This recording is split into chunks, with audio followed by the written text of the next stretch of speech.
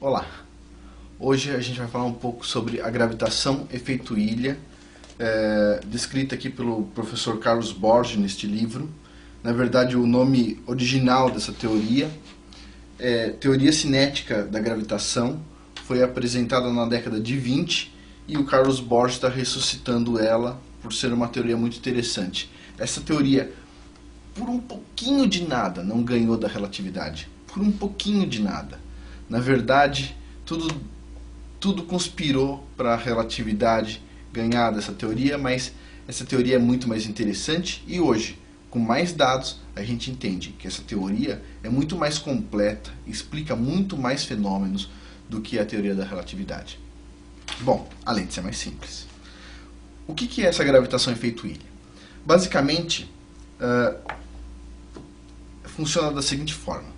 Neste momento, neste instante, tanto aqui como aí onde você está, cada centímetro quadrado de todas as superfícies, incluindo o nosso corpo, cada centímetro quadrado é bombardeado por 5 milhões de neutrinos.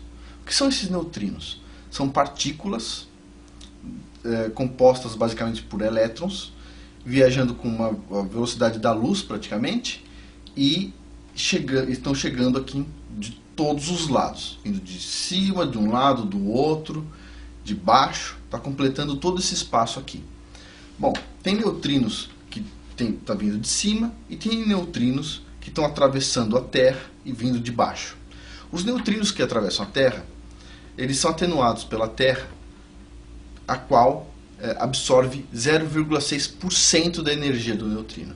E os neutrinos que estão vindo de cima não são atenuados pela Terra, então, como resultante disso, a gente tem uma força sendo aplicada para baixo, certo? Os neutrinos de baixo põem menos força para cima e os neutrinos que vêm de cima põem mais força para baixo, então a resultante é para baixo.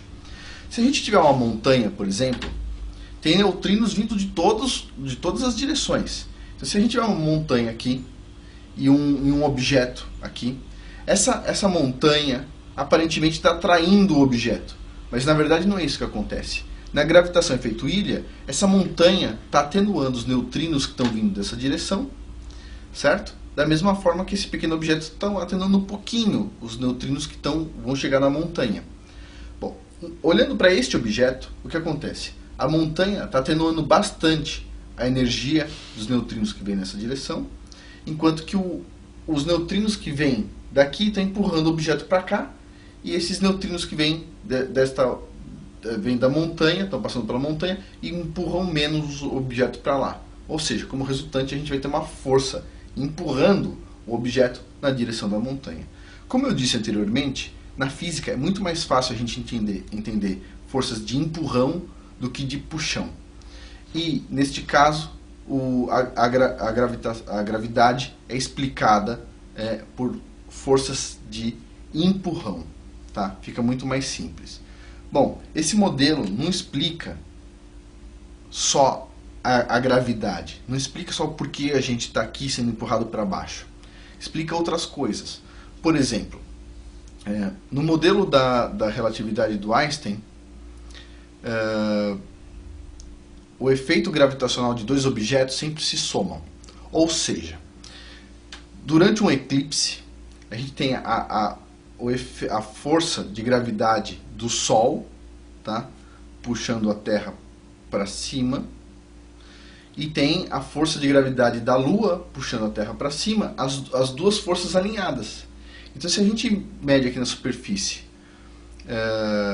faz um experimento com o pêndulo de Foucault, o que a gente observa é que, na verdade, a força gravitacional desses dois astros não se somam exatamente. Ou seja, a gente observa que a gente não está somando a força do Sol e a força da Lua para sentir aqui na Terra.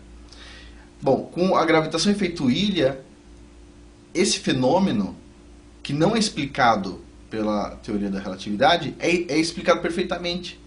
Ou seja, é um ponto positivo para a gravitação efeito ilha. Além disso, tem várias outras observações. Por exemplo,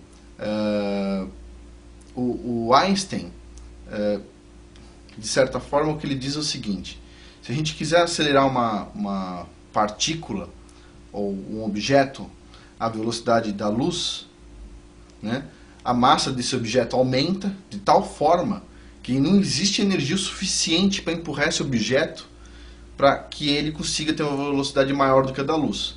Dentro do conceito da gravitação por efeito Ilha, considerando os neutrinos, o que acontece é que você não consegue empurrar algo mais do que a velocidade da luz, não porque a massa aumenta e fica infinita.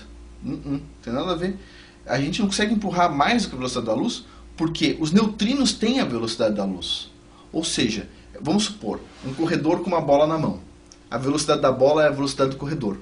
A gente não consegue fazer com que a bola corra mais do que o corredor, que nesse caso seriam os neutrinos. Bom, a gravitação por efeito Ilha explica várias coisas e muda o que a gente pensa sobre gravidade e sobre o interior da Terra.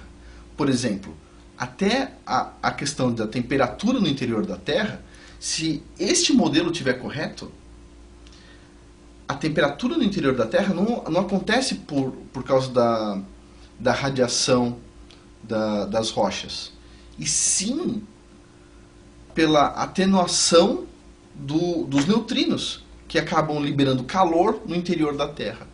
Tem várias consequências interessantes, e eu vou discutir essas consequências e a relatividade no próximo vídeo.